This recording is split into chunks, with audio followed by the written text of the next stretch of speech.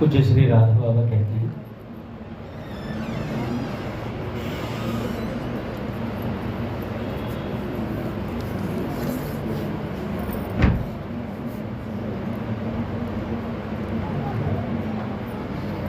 भगवान ने कहा है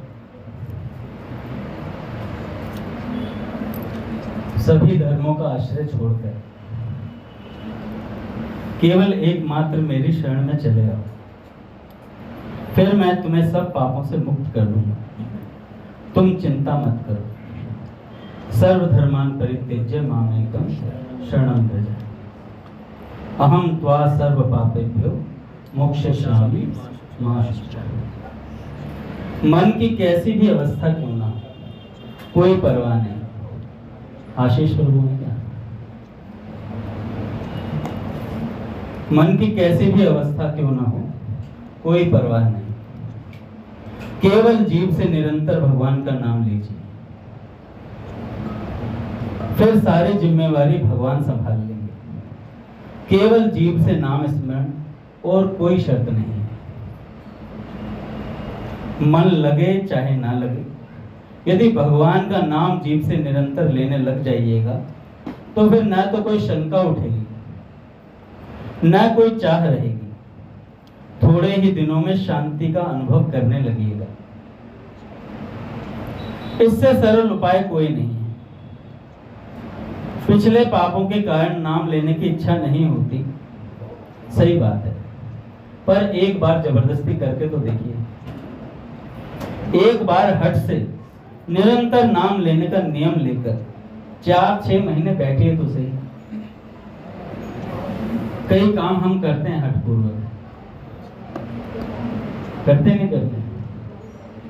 भूख नहीं भी लगी होती, 2 दिन किसी को भूख ना लगे, फिर 2 दिन का 1 दिन भूख ना लगे पूरे दिन, फिर भी रात को अबे यार कुछ खाया नहीं है, मन भी नहीं कर रहा, फिर भी खा ले, थोड़ा खा लेते हैं। फिर चाहे वो खाने के बाद उल्टी पड़ जाए उसमें, पर भरना है। तो ऐसे ही जिद करके हठपूर्वक एक बार लग जाइए, 4-6 महीने बैठ जाएंगे तो फिर किसी से भी कुछ पूछने की जरूरत नहीं पड़ेगी।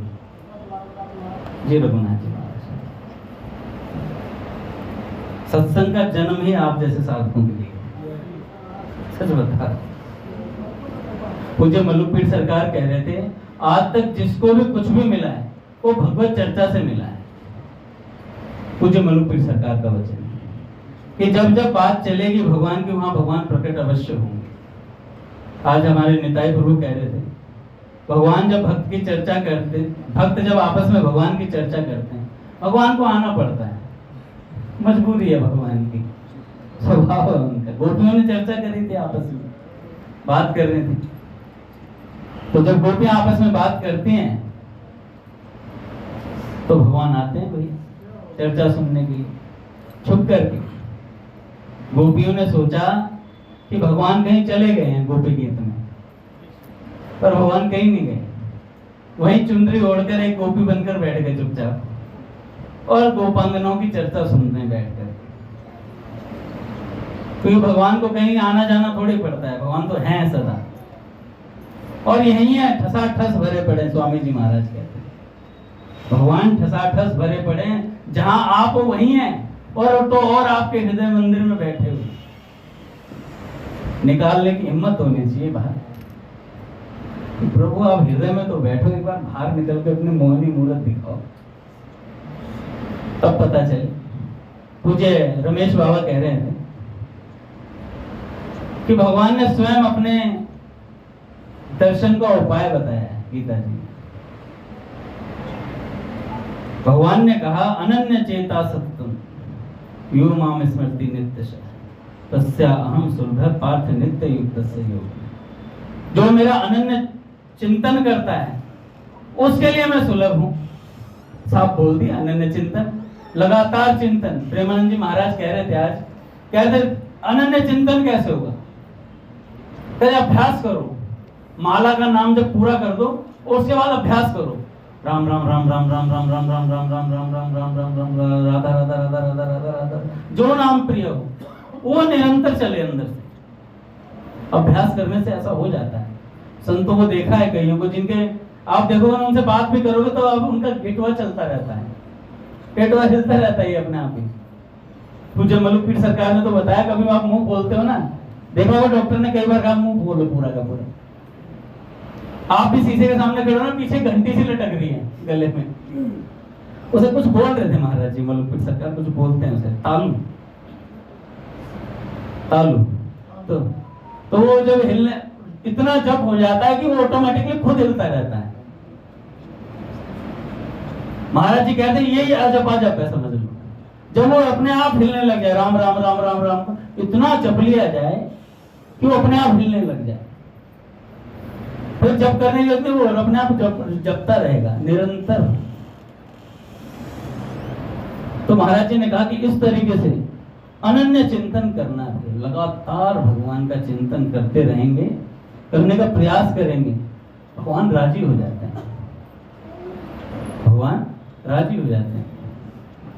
तो बाबा कह रहे हैं मन लगे चाहे ना लगे रघुनाथ जी, बस भगवान का नाम लेना है, बाकी सारी जिम्मेवारी भगवान की है। 4-6 महीने बैठकर नाम तो जपने का अभ्यास कीजिए, तो फिर किसी से कुछ भी पूछने की जरूरत नहीं होगी, कुछ भी पूछने की जरूरत नहीं पड़ेगी। स्वयं सत्य वस्तु का प्रकाश मिलने लगेगा, संदेह मिटने लगेंगे। इस प्रकार जिस दिन भजन करते करते सर्वथा शुद्ध होकर भगवान को चाहिएगा, उसी क्षण भगवान से मिलकर कृतार्थ हो जाइएगा, उसी क्षण भगवान से मिलकर कृतार्थ हो जाइएगा। पहले ऐसा कीजिए कि कम से कम बोलकर जरूरी काम सल्टा लीजिए, बाकी का समय पूरा का पूरा भगवान के नाम में लगाइए। यह खूब आसानी से हो सकता है। करना नहीं चाहिएगा तो उसकी कोई दवा नहीं है मेरे पास, बाबा साहब कहते हैं। करना नहीं चाहोगे और चाहोगे कुछ मिल जाए। बाबा ने तो कहा कि कई लोग कहते हैं हमें कुछ दे दो, ऐसे ही दे दो। तो पूज्य बाबा ने कहा आस्तिकता की आधारशिला में, अगर आपको ऐसे ही कुछ दे दूंगा तो जो साधन भजन करके बेचारा इतना परिश्रम कर रहा है उसके साथ अन्याय नहीं हो जाएगा। भगवान बाबा कह रहे हैं बात, कह रहे उसके साथ अन्याय कैसे होने देंगे, भगवान नहीं होने देंगे उसके साथ। पर देखो भगवान परम स्वतंत्र न सिर पर कोई, ये बात ध्यान रखना। उनकी मर्जी आती है तो कुछ भी कर डालते हैं भैया। अभी चाहेंगे तो अभी आपको दर्शन दे देंगे, और नहीं चाहेंगे तो भैया कितने जन्म तपस्या करते रहो, कुछ करते रहो। पूज्य बस ऐसी चीज अपने बरसाने वाले बाबा कौन से पूज्य विनोद बाबा महाराज कि हम राधा रानी को इसलिए नहीं भरता है कि राधा रानी दर्शन दे,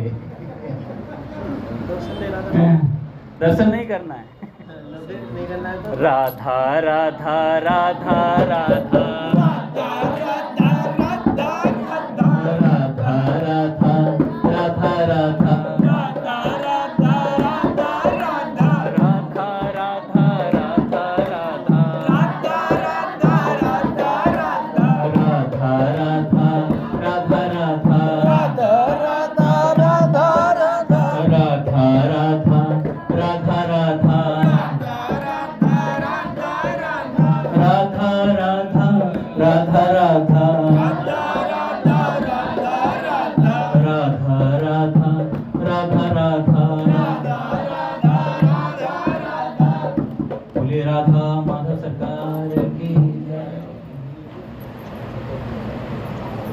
तो हम इसलिए भजन करता है कि आप प्रसन्न रहें।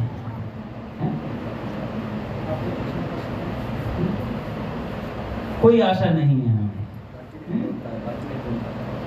खूब बाबा भजन करते हैं। हमें भिक्षा में दे दो, भिक्षा में भोजन चाहिए, भोजन भोजन नहीं भजन है। इस प्रकार जिस दिन भजन करते करते सर्वथा शुद्ध होकर भगवान को चाहिएगा, उसी क्षण भगवान से मिलकर कृतार्थ हो जाइएगा। पहले ऐसा कीजिए, कम से कम बोलिए, और जरूरी काम सलटा लो। बाकी का समय पूरा का पूरा जीव से नाम लेते हुए बिताइए। यह खूब आसानी से हो सकता है, नहीं चाहोगे करना तो कोई दवा नहीं है मेरे पास। यदि मनुष्य भजन करना चाहे तो जरूर कर सकता है। यदि कोई कहता है हमसे भजन नहीं होता तो समझ लीजिए कि सचमुच वह भजन करना चाहता नहीं है। आपके चाहने पर भजन अवश्य हो सकता है, बिना परिश्रम ही सब हो जाएगा। यह कलयुग है, मन लगना बड़ा ही कठिन है। बिरले ऐसे होते हैं जिनका मन सचमुच भगवान में लग गया हो। पर यदि कोई जीव से नाम लेने लगे तो बिना मन लगे ही अंत तक अवश्य कल्याण हो जाएगा। बिना मन लगे ही अंत तक अवश्य कल्याण हो जाएगा।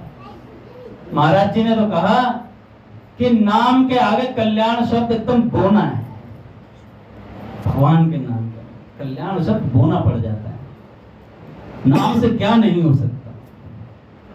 जिस लीला चिंतन में आप प्रवेश की बात करते हो वो स्वतः प्रकट होने लगते हैं नेत्रों के सामने। नाम का ऐसा प्रभाव है। जपते जपते जपते कीर्तन करते करते वो लीलाएं स्वतः आने लग जाएंगे आपके मानस पटल पर। पूज्य प्राची दीदी ने कोई लीला चिंतन कर रहा था बैठ करके। नाम ही शाम था, नाम ही भोर थी, नाम ही था सहेली, न कोई और थी। नाम ही था सहेली, न कोई और थी। रहती हो के मन ऐसी लागी लगन, दो जहानों का साहिल खिंचा गया। कहाँ जाएगी पतंग तेरे हाथ में है डोर, कहाँ जाएगी पतंग तेरे हाथ में है डोर। बन नाचे नटनी को आई नंद को किशोर, बन नाचे नटनी को आई नंद को किशोर। कहाँ जाएगी पतंग तेरे हाथ में है डोर। तो नाम रूपी डोर को पकड़ दो भैया, पतंग आ जाएगी हाथ में अपने आप पतंग आएगी। नाम को पकड़ दो। स्वामी जी महाराज कहते हैं भगवान नाम भगवान की चोटी है। पकड़ लो चोटी को। किसी की चोटी पकड़ ली जाए तो क्या हिल सकता है? भैया कान पे हाथ रख रहे यार, कैसे भगवान की चोटी पकड़ूंगा? नहीं, घबराने की जरूरत नहीं। भगवान की चोटी में हाथ लगाने की हिम्मत है किसी पर है? भक्त तो उन्हें पूरा पकड़ लेता है, चोटी की क्या बात है? जफ्फियां पा लेता है भगवान की। अपने तो गले राम जी के लगना है। कबहू के निवेद तिमे डालेंगे तो भगवान के गले लग जाता है भक्त।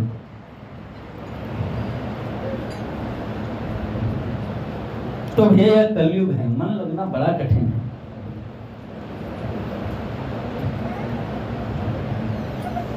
मन के अनेक रूप हैं, जैसे काम, संकल्प, संशय आदि। इनके स्वरूप को समझकर इनके विषय में किस प्रकार सावधानी बरतनी चाहिए।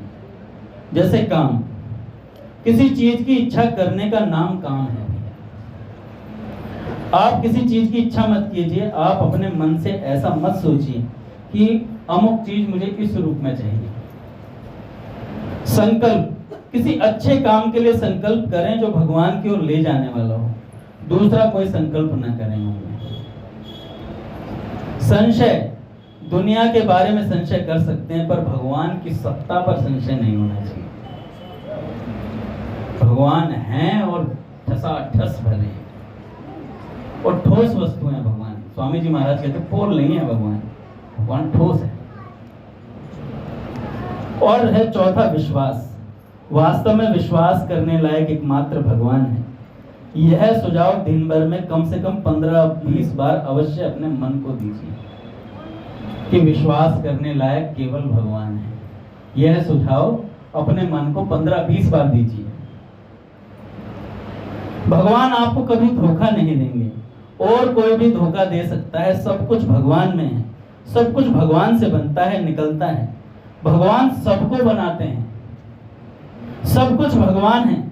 जितनी बातें हमारी धारणा में आती हैं उनसे परे भी भगवान है। एक दिन राधिका पूछी थी, पिताजी भगवान कैसे पैदा हुए? मैं कहा बेटा भगवान थे ही। कह रहे नहीं थे ही तो ठीक है, लेकिन आए कहां से? मैंने कहा बेटा वो आप ना आते हैं ना जाते हैं कहीं से, वो हैं सदा ही है। नहीं पिताजी देखो कहीं से तो आए होंगे, कोई तो उनका कहीं से तो कभी ना कभी तो कहीं से आए होंगे। मैंने कहीं से नहीं आए भगवान। फिर कह रहे पिताजी मजा नहीं आया। मैंने कहा सत्संग सुन फिर आएगा मजा। सत्संग सुनना शुरू कर फिर मजा आएगा, धीरे धीरे पता चलता है भैया। मैंने उससे कहा मैंने भगवान का मन नहीं लग रहा था इसलिए भगवान ने हम सबको बना दिया, जैसा संतों से सुना है। अकेले का दिल लगता है? कभी नहीं। मैंने कहा इसीलिए भगवान का दिल नहीं लगा, उन्हें हम जैसे नौटंकी बात चाहिए थे। कभी माला कर रहे हैं कभी नहीं कर रहे, कभी सत्संग सुन रहे कभी नहीं सुन रहे, मजा आ रहा है भगवान ने तो मजा आ रहा है। ऐसा कोई ठीक करने में भगवान को मजा आता है। अब सीधे आए भगवान का भजन करना चाहिए, सीधा लगे भगवान के भजन में, भगवान की प्राप्ति हुई, क्या मजा है? कुछ नहीं। भगवान कहते हैं पहले ना करे नूपुर करे, नू नुपुर में फिर मैं इसको नू नुपुर से टू टुकुर पे लाऊं, मजा आता है। भगवान जो भक्त के नेत्रों में आंसू देखते हैं और अपने लिए प्रेम देखते हैं, भगवान से भी रहा नहीं जाता।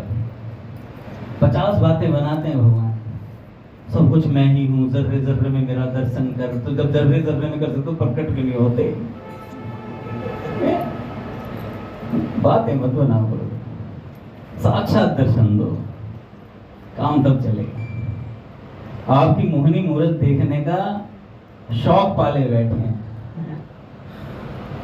शौक है हमारा कि भगवान का दर्शन करेंगे। बड़े घरों के लड़कों का शौक होता है ना कि फलानी बाइक चलाएंगे फलानी कार लेंगे।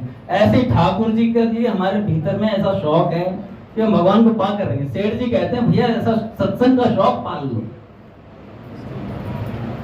दिन रात सत्संग, भगवान की चर्चा करो, चर्चा में ही भगवान प्रकट हो जाएंगे। चर्चा में ही भगवान प्रकट हो जाएंगे, कहेंगे वाह क्या बात कर रहा है।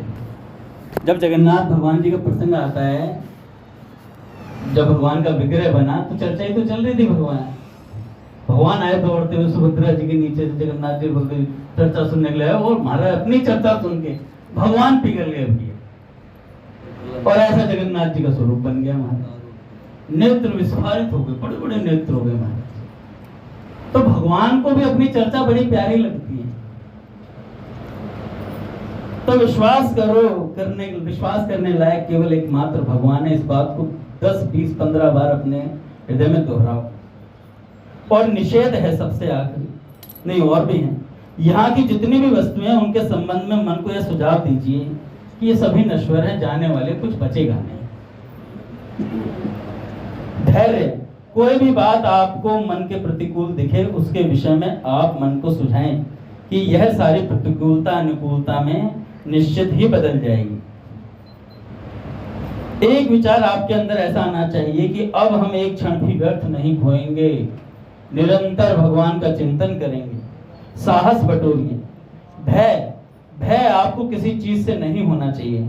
जब सब जगह भगवान है तो फिर भय किस बात का। और निश्चय ऐसा करें कि चाहे जो भी हो जाए मैं मन को भगवान में लगाकर ही छोड़ूंगा। इस मन ने मुझे अनेक जन्मों तक भटकाया है। ऐ मन, इस बार तुझे श्री कृष्ण के चरणों में न्यौछावर करके ले जाऊंगा, चिंता मत कर। बाबा कहते हैं ऐसी बात। इस बार पूज्य प्राची दीदी ने भी कहा, अनेक जन्म हमने संसार की आसक्ति में खो दिए, क्यों ना ये जन्म श्री कृष्ण के लिए न्यौछावर कर दिया जाए। तो भैया अब आखिरी है। पूज्य विनोद बाबा कह रहे थे सब कुछ दांव पर लगा देते हैं हम लोग, सब कुछ दांव पर रखा बैठा, भगवत प्राप्ति भी दांव पर लगा दी है विषयों के, और एक बड़ा अनर्थ हो जाएगा भैया। भगवान नहीं मिले तो बेड़ा गर्क हो जाएगा। इस जन्म में भगवान नहीं मिले तो फिर पछताएंगे महाराज। जो न तरे भव सागर नर समाज जस पाई, सो कृत निंदक मंद गति मंदमती आत्माहन गति जाए, आत्महत्या जैसा पाप हो जाए तुम्हारा। क्योंकि अब जब जाएंगे ना, अब अगर भगवान की प्राप्ति नहीं तो फिर बनेंगे गधे, घोड़े, कुत्ते, भालू ये सब बनना पड़ेगा।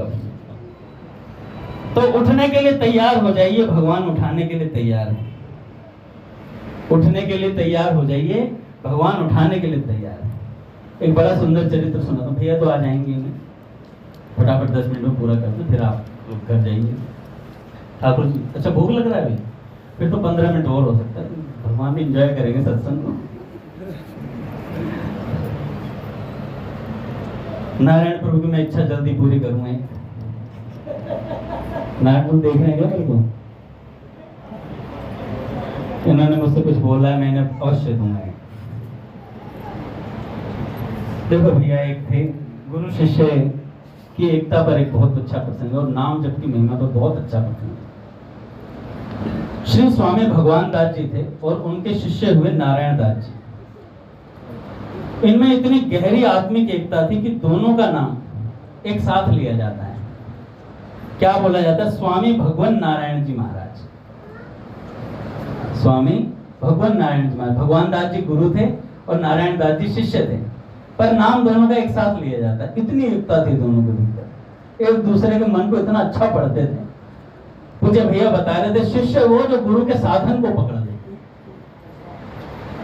भजन को पकड़ ले। भजन नहीं पकड़ में आया ना गुरु जी का, और जो पकड़ना चाहता है गुरु जी से भजन दे देते हैं। लेने वाला होना चाहिए। जैसे भैया हम सबको तैयार कर रहे हैं यहाँ पर भजन।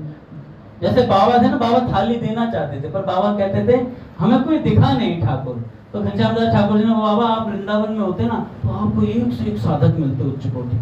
तो बाबा ने कहा, ठाकुर वृंदावन में तो सब भजन करते ही हैं, वो तो अपने आप भजन करके पा लेंगे। मैं तो उनके लिए आया हूं जो आकंठ कीचड़ में डूबे हुए हैं, मैं तो उन्हें बचाने के लिए आया हूं। तो घनश्याम दास ठाकुर जी को जब भी भगवान बाबा कुछ देना चाहते थे तो ठाकुर जी पूरे का पूरा उस वस्तु को पी लेते थे, उतार लेते थे जीवन। तो ऐसे ही जब गुरुजन कुछ देना चाहें तो हमारे भी भैया जीवन में कुछ ऐसा होना चाहिए कि हम भैया की बात को पकड़ पाए, उनके साधन भजन को पकड़ पाए। जैसे अपने प्रहलाद जी देखो, अनुष्ठान करते हैं, अपने गिरधर प्रभु हैं, अपने राधे श्याम जी हैं, पतित पावन जी हैं, सब लोग भैया के बताए अनुष्ठान करते रहते हैं, भगवान की तरफ बढ़ने का प्रयास करते हैं। ये सब ढोंग कर रहे हैं, इनको मिले मिलाए हैं भगवान। सच बता रहा हूँ, मजाक नहीं कर रहा। आप सोच रहे हो अंगद जी मजाक उड़ा रहे, मजाक नहीं उड़ा रहा।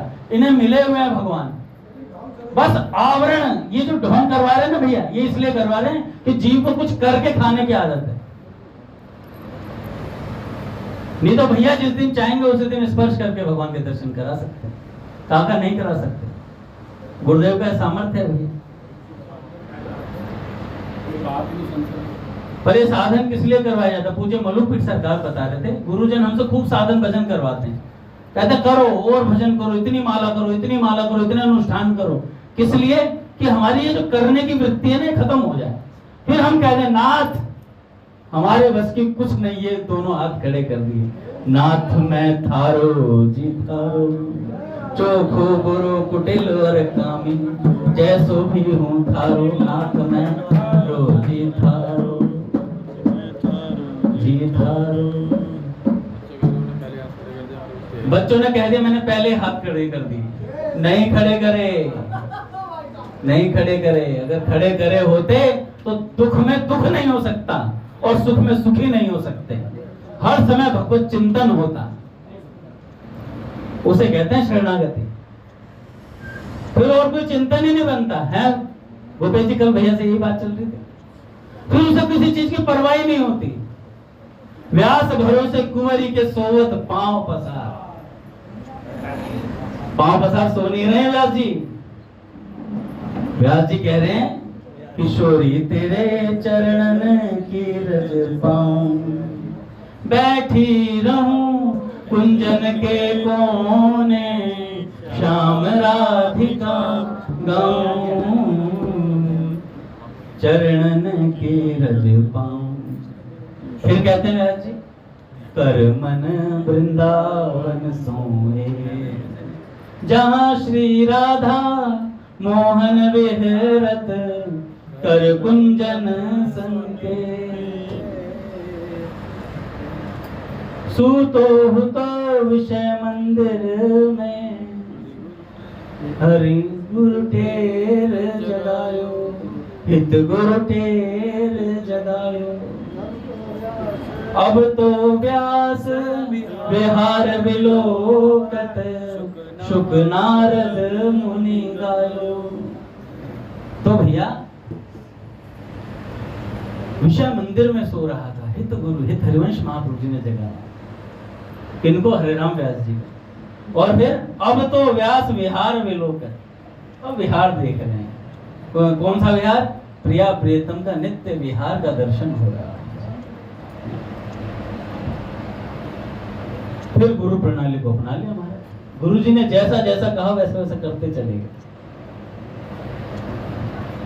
तो गुरु जी का सामर्थ्य होता है, पर गुरु जी भी बहुत गुरु जी होते हैं।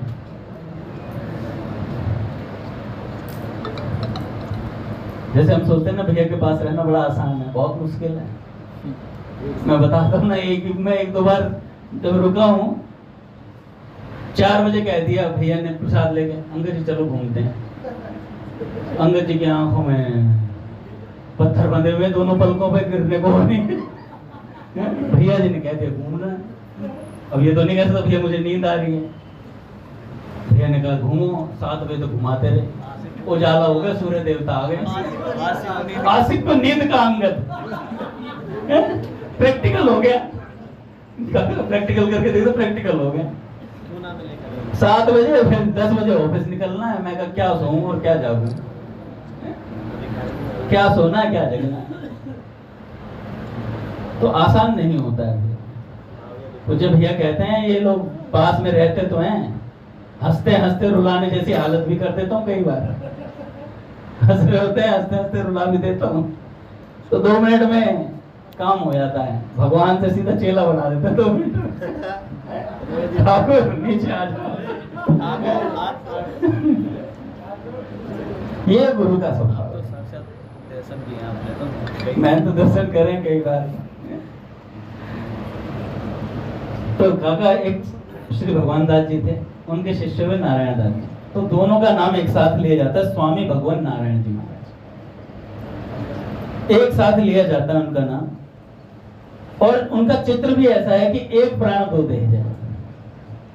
इसका अर्थ है कि सच्चा शिष्य अपने गुरु के चित्त में इतना विलीन हो जाता है कि कोई भेद ही नहीं रहता है। पट खुलेंगे महाराज, और लेट कर लेंगे ठाकुर।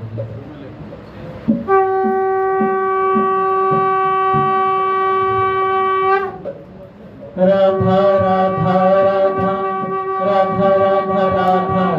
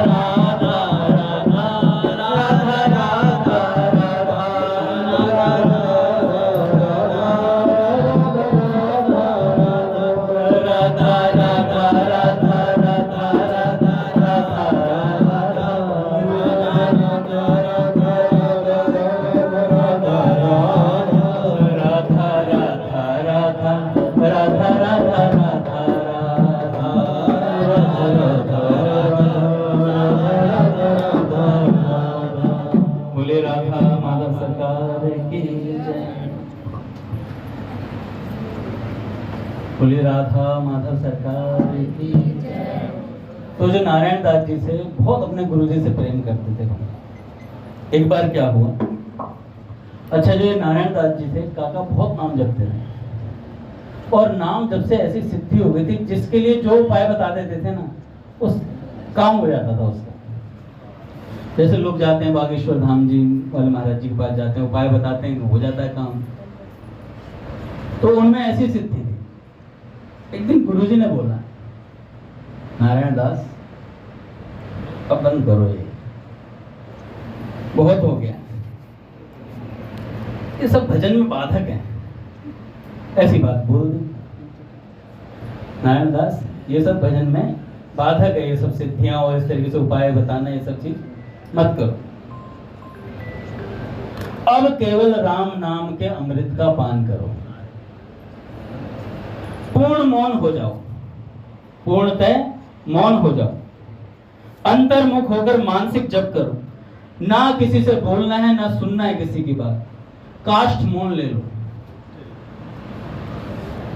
अब भैया किसी की इतनी ख्याति हो रही हो, लोग आकर के उपाय पूछ रहे हो, 4 लोग पूजा अर्चना कर रहे हो, चरण धो रहे हो, और उससे बोल दिया जाए कि भैया ये काम तुझे नहीं करना है, भगवान का भजन करना है। मेरे ऐसा होता था, अरे गुरु जी ये मत कर, क्या दो ये आज्ञा अच्छी नहीं है, हरि नाम का प्रचार कैसे होगा, तो बताओ हलवे कहां से करेंगे। तो नारायण दास जी ने कहा, जी गुरुदेव जैसी आपकी आज्ञा।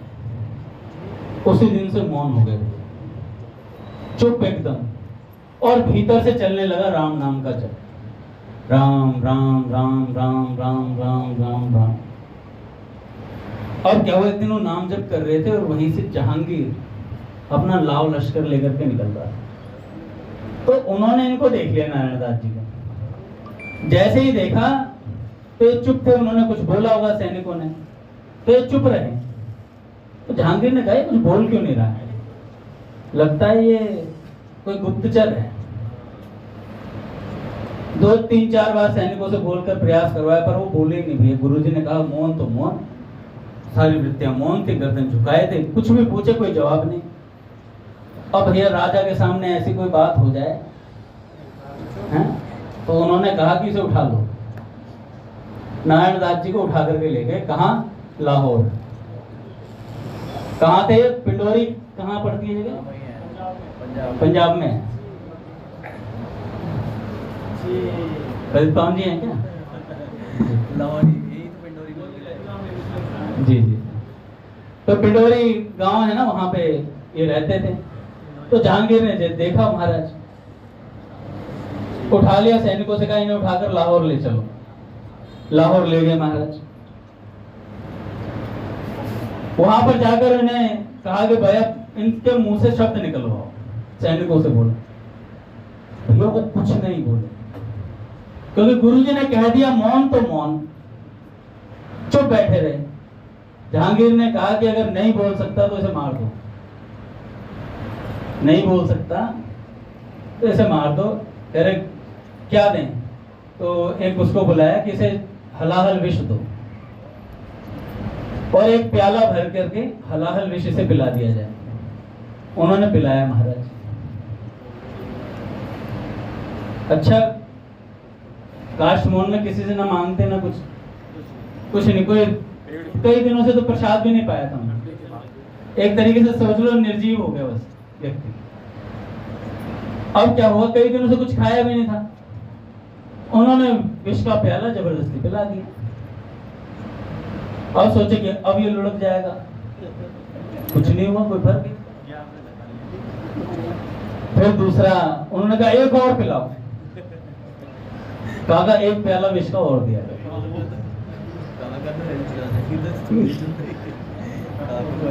अब दूसरा प्याला विष का पिया तो उन्होंने फिर भी कुछ नहीं हुआ। नारायण दास जी ने फिर तीसरी बार तीसरा प्याला मंगाया गया उनके लिए, तीसरे से भी कुछ नहीं हुआ। कह रहे चौथा लाओ, चौथा विष का प्याला। ये मुझे हंसाते रहते हैं।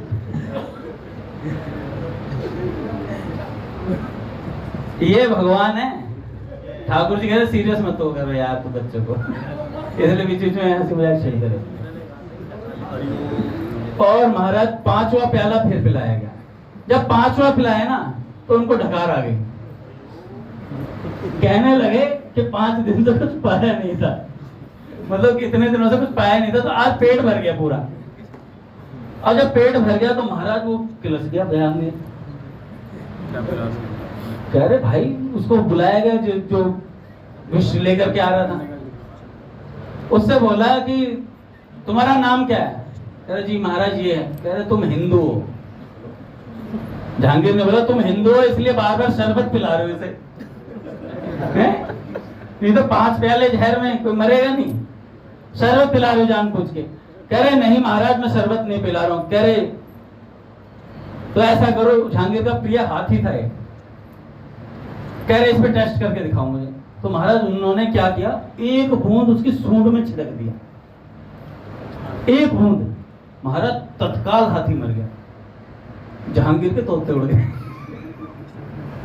जहांगीर कह रहा है यार 5 प्याले पिए, कह रहा एक और पिलाओ। और जो वो थे नारायण दास जी थे, उनके गुरुदेव भगवान दास जी प्रकट हो गए उनके साथ, और किसी को नहीं दिखे, सिर्फ नारायण दास जी को दिखाई दी। गुरुदेव ने कहा नारायण दास भगवान के नाम की महिमा को प्रकट करने के लिए तुझे 6ठा प्याला भी पीना पड़ेगा। पी जा 6ठे प्याले को। और महाराज 6ठा प्याला भी पी गए, 6ठा प्याला पी गए।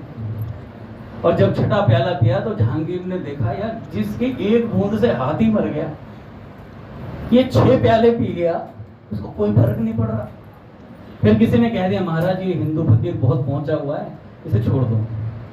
तो जहांगीर ने फिर बात मान ली, उसे पता चल गया कुछ गड़बड़ है। और नारायण दास जी वापस गए पिंडोरी धाम अपने। वहां जाकर के गुरुदेव ने कहा नारायण दास जी से कि नारायण दास तूने भगवान के नाम की जो महिमा प्रकट करी है ना, कि 6 प्याले जहर पी गया, तेरे भगवान नाम से मैं अति प्रसन्न हूं। तूने मेरी जो बात मानी ना कि मौन होकर के नाम जप किया, अब तू मेरी गादी का अधिकारी हो गया है, तू मेरी गद्दी पर बैठ। तो भैया जैसे नारायण दास जी को ऐसा बोला तो नारायण दास जी रोने लगे, कहने लगे गुरुदेव नहीं, मेरे ऐसे बड़े जो महेश दास जी हैं उनको आप गादी दीजिए, मुझे गादी नहीं चाहिए। और रोने लगे, और रोते रोते कहने लगे कि ना जप कियो ना तप कियो, ना लियो हरि को नाम, नारायण महंती गले पड़ी पूर्व पाप परिणाम। कि ना जप किया ना तप किया ना हरि का एक नाम लिया, और नारायण दास मेहनती गले पड़ गई, लगता कोई पूर्व का पाप है इसलिए मेहनती गले पड़ी है, मुझे यहाँ बैठाया जा रहा है गद्दी के ऊपर। उन्होंने तत्काल मना कर दिया महाराज। तो जो महेश दास जी थे ना, तो उनसे बड़े थे नारायण दास जी से। महेश दास जी ने कहा कि नारायण दास जी आप बैठिए, आपको कुछ नहीं करना है, आप जैसा आप भजन करना चाह रहे हैं ना आप वैसा भजन कीजिएगा, मैं सिर्फ आपकी देखरेख में संभाल लूंगा सब चीजें, मैं आपकी देखरेख में सब चीजें संभाल लूंगा। ऐसी बात बोली। तो कौन बोले? नारायण दास जी बोले जिन्होंने सब जप किया, और वो कह रहे ना जप किया ना तप किया ना लिया हरि को एक नाम लिया, पता नहीं कितना नाम लिया उन्होंने। तो ऐसे उन्होंने अपने गुरुदेव से कहा। तो भैया महेश दास जी ने कहा प्रबंधन मैं संभाल लूंगा, आप बस भजन करना बैठ कर, गद्दी पर आप बैठोगे। और मुख्य गादी पे तो महेश दास जी बैठ गए। तो उन्होंने कहा मेरी गादी का दर्शन तभी होगा पहले जब तक आपको दर्शन नहीं कर लेगा कोई। तो आज तक वहां प्रथा चली आ रही है, पहले नारायण दास जी के उसको दर्शन करते हैं, फिर महेश दास जी के उनकी गद्दी को दर्शन किया जाता है। अब क्या हुआ, वो जो जहांगीर था ना काका, उसकी खुरक मिट्टी नहीं थी, चुल थी उसके, क्योंकि जब से उसने 6 प्याले देखे थे ना पीते हुए, तो उसके मन में था यार 6 प्याले पी कैसे गया ये बंदा, या तो ये अमली है। सच में महाराज जी ने कहा कि वो सोचने लगा ये अमली है, जैसे नशा करने वाला होता है, नशा कितना ही नशा करवा लो उसे। तो बादशाह जहांगीर पुनः आया वापस, पूछा बाबा आप कौन सा अमल करते हैं, मतलब कौन सा नशा करते हैं। बाबा महेश दास जी ने उत्तर दिया हम तो केवल श्री राम नाम का अमल करते हैं भैया। तो इससे यह सिद्ध हुआ कि संतों का असली नशा केवल भगवान का नाम है भैया, और कोई नहीं है। और वहीं उन्होंने विष अमृत समान बना दिया था, नाम के प्रभाव से वो विष अमृत बना था। जहांगीर जी ने कहा कि नहीं महाराज मजा नहीं आया, मैं फिर भी कुछ आपके लिए कुछ करना चाहता हूं। तो कह रहे कि क्या कर सकते हो, कह रहे आप जो कहो। तो उन्होंने बाबा जी ने कहा कि हमारी एक कुतिया है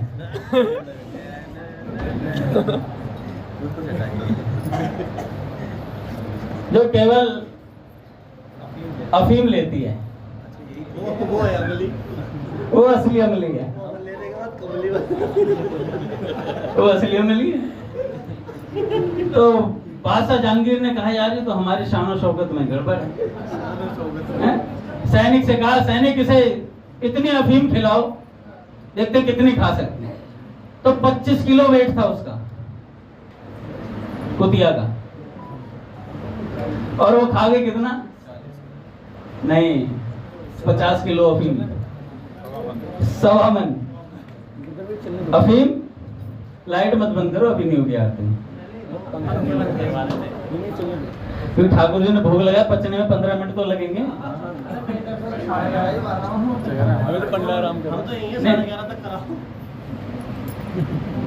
सत्संग पचने की जिम्मेवारी मेरी नहीं है भाई, मैं तो देने वाला हूँ सत्संग। अब जो अर्जुन जो कुतिया थी बहुत अफीम खाती थी भाई, तो 50 किलो अफीम खा गई। बाबा जी ने कहा हमारा अमल तो पूरा हुआ, तो इस कुतिया का अमल पूरा कर दे बस एक बार। अरे महाराज सैनिकों अफीम पेश की जाए। कुतिया खरी आंधे आंधे, ओ भाई अफीम पे अफीम खाई जा रही है। जहांगीर ने हंसी में अफीम खिलाने का आदेश दिया, कुतिया 50 किलो अफीम खा गई, फिर भी प्रसन्न होकर पूंछ हिलाती रही। तो जहांगीर ने पूछा महाराज जी कितना खाएगी, कह रहे जब तक इसकी आवाज में ऐसी आवाज आती रहेगी जैसे अभी आई थी, जब तक ये कू-कू करती रहे और इसकी पूंछ हिलती रहेगी तब तक इसका पेट नहीं भरा है। ये देखो अफीम चाहती है। तो बाबा जी ने कहा कि इसकी पूंछ हिल रही है और क्या क्या कर रही है, तो समझ लो अभी भूख बाकी है। यह सुनते ही जहांगीर का अभिमान चूर हो गया, उसने अपना ताज उतार कर बाबा के चरणों में रख दिया। फिर भी माना नहीं, उसकी खुरक रह गई अभी गर्दन में। कह रहे बाबा हम कुछ देना चाहते हैं, कह रहे हम कुछ लेना ही नहीं चाहते। कह रहे बाबा फिर भी हम कुछ देना चाहते हैं।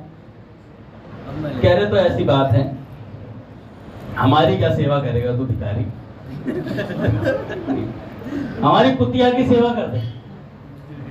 फिर कुतिया की सेवा कह रहे हाँ, जहां तक ये कुतिया दौड़ जाएगी, जहां तक ये कुतिया दौड़ जाएगी उतनी भूमि गौ सेवा और संतों की सेवा के लिए दान कर दें। तो कुतिया ने दौड़ लगाई, अफीम खाई रखी थी। मैं नहीं आती है उल्टी।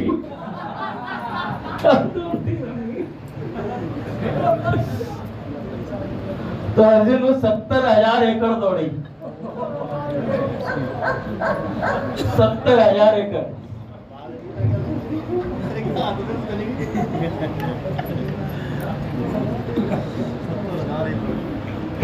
गुरुजी मैं तो दौड़ती चली, पता ही नहीं चला। आज भी वह भूमि पिंडोरी धाम की सेवा में लगी हुई है, आज भी वह भूमि पिंडोरी धाम की सेवा में लगी हुई है। बोले भक्तवत्सल भगवान की। तो संत किस बात का नशा करते हैं? भगवान के नाम का नशा करता है। देखो, अच्छा वो कुतिया ऐसी सिद्ध कैसे हुई थी? जो नारायण दास जी थे, वो जो प्रसाद पाते थे, उसमें से शीत प्रसाद में से एक टुकड़ा कुतिया रोज पाती थी। तो चल उठ बेचू, भगवान को मना लेनी, बाजी लेके कुत्ते, बाजी लेके कुत्ते। ये बुल्ले शाह जी कहते हैं, चल उठ बुलिया पीर नु मना लेनी, बाजी लेके कुत्ते। तो भैया कुत्तों को समझ में आ गए तो हमें नहीं समझ में आनी चाहिए क्या? हम तो इंसान हैं। असल में कुत्ता ज्यादा वफादार निकल जाता है। अच्छा, आप कहोगे अंगद जी आप ये बात बोल रहे हो, आप गलत कह रहे हो, ये सब नहीं बोलने चाहिए सत्संग। ये संतों के सुने हुए शब्द बोल रहा हूँ काका, एक भी शब्द मेरा नहीं है। महाराज जी ने बोला जानवर समझ सकता है तो इंसान क्यों नहीं समझ सकता गुरु की बात को?